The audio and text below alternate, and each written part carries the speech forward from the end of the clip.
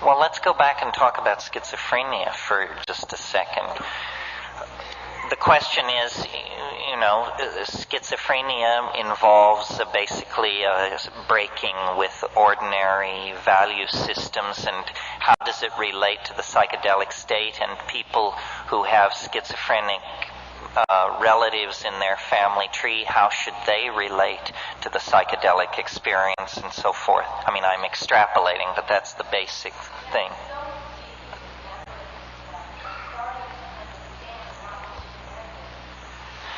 Well, there are different things to be said about this. I mean, first of all, how many psychiatric residents, who are the people who come most in contact with schizophrenics, whatever that means, how many psychiatric residents have ever seen an undrugged schizophrenic? Very, very few, because the very first thing that happens is, for the convenience of physicians and the nursing staff, some outlandish drug is brought into the picture, which then deflects this healing process from ever reaching any kind of natural conclusion. Schizophrenia is just a catch-all term for mental forms of mental behavior that we don't understand. In the 19th century, there was a term, melancholia, which we would now call bipolar depression, so forth and so on. But all forms of sadness, unhappiness, maladaptation, so forth and so on, were poured into this label, melancholia. Now, schizophrenia is a similar thing. I can remember an experience I had years ago. I was in the Tolman Library at the University of California, which is the psych library, and I was looking up some drug or something, and I just saw a book, and I pulled it off the shelf, a book about schizophrenia, and it said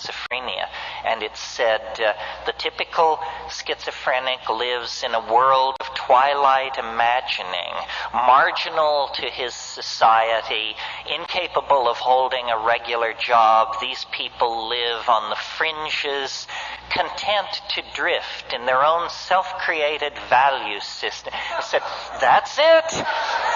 That's it. Now I understand. We have no tradition of shamanism. We have no tradition of journeying into these mental worlds. We are terrified of madness. We fear it because the Western mind is a house of cards, and the people who built that house of cards know that, and they are terrified of madness. Tim Leary once said, or I gave him credit for saying, he later told me he never said it, but whoever said it, this was a brilliant statement. Someone once said, LSD is a psychedelic substance which occasionally causes psychotic behavior in people who have not taken it. Right?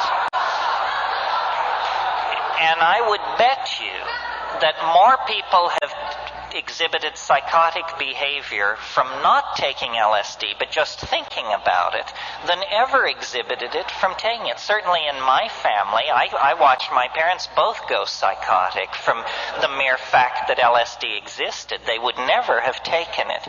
There is a great phobia about the mind. The Western mind is very queasy when first principles are questioned. Rarer than corpses in this society are the untreated mad, because we can't come to terms with that. A shaman is someone who swims in the same ocean as a schizophrenic, but the shaman has thousands and thousands of years of sanctioned technique and tradition to draw upon.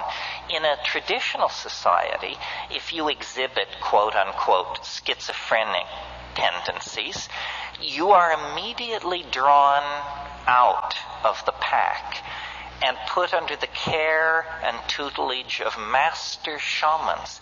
You are told, you are special. Your abilities are very central to the health of our society. You will cure. You will prophesy. You will guide our society in its most fundamental decisions. Contrast this with what a person exhibiting schizophrenic activity in our society is told. They're told, you don't fit in. You are becoming a problem. You don't pull your own weight. You are not of equal worth to the rest of us. You are sick. You have to go to the hospital. You have to be locked up. You are on a par with prisoners and lost dogs in our society. So that treatment of schizophrenia makes it incurable. Imagine if you were slightly odd and the solution were to take you and lock you into a place where everyone was seriously mad. That would drive anyone mad. If you've ever been in a madhouse, you know that it's an environment calculated to make you crazy and to keep you crazy. This would never happen in an Aboriginal or traditional society. I wrote a book. This has to be the wrap-up because we're over time. But I wrote a book called The Archaic Revival. I signed it tonight for some of you. The idea there is that we have gone sick by following a path of untrammeled rationalism, male dominance, attention to the visible surface of things, practicality, bottom lineism. We have gone very, very sick. And the body politic, like any body, when it feels itself to be sick, it begins to produce antibodies or strategies for overcoming the condition of dis-ease. And the 20th century is an enormous effort at self-healing. Phenomena as diverse as surrealism, body piercing, psychedelic drug use, sexual permissiveness, jazz, experimental dance, rave culture, tattooing. The list is endless. What do all these things have in common? They represent various styles of rejection of linear values. The society is trying to cure itself by an archaic revival, by a reversion to archaic values. So when I see people manifesting sexual ambiguity or scarifying themselves or showing a lot of flesh or dancing to syncopated music or getting loaded or violating ordinary canons of sexual behavior, I applaud all of this because it's an impulse to return to what is felt by the body, what is authentic, what is archaic.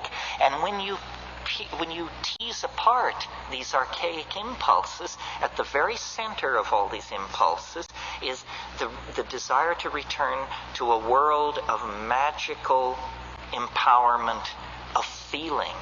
And at the center of that impulse is the shaman, stoned, intoxicated on plants, speaking with the spirit helpers, dancing in the moonlight, and vivifying and invoking a world of conscious living mystery. That's what the world is. The world is not an unsolved problem for scientists or sociologists. The world is a living mystery. Our birth, our death, our being in the moment. These are mysteries. They are doorways opening on to unimaginable vistas of self-exploration, empowerment, and hope for the human enterprise. And our culture has killed that, taken it away from us, made us consumers of shoddy products and shoddier ideals. We have to get away from that. And the way to get away from it is by a return to the authentic experience of the body. And that means sexually empowering ourselves, and it means getting loaded, exploring the mind as a tool for personal and social transformation. The hour is late. The clock is ticking. We will be judged very harshly if we fumble the ball. We are the inheritors of millions and millions of years of successfully lived lives and successful adaptations to changing conditions in the natural world. Now the challenge passes to us, the living, that the yet to be born may have a place to put their feet and a sky to walk under. And that's what the psychedelic experience is about, is caring for, empowering, and building a future that honors the past, honors the planet, and honors the power of the human imagination. There is nothing as powerful, as capable of transforming itself and the planet as the human imagination. Let's not sell it straight. Let's not whore ourselves to nitwit ideologies. Let's not give our control over to the least among us. Rather, claim your place in the sun and go forward into the light. The tools are there. The path is known. You simply have to turn your back on a culture that has gone sterile and dead and get with the program of a living world and a re-empowerment of the imagination. Thank you very, very much.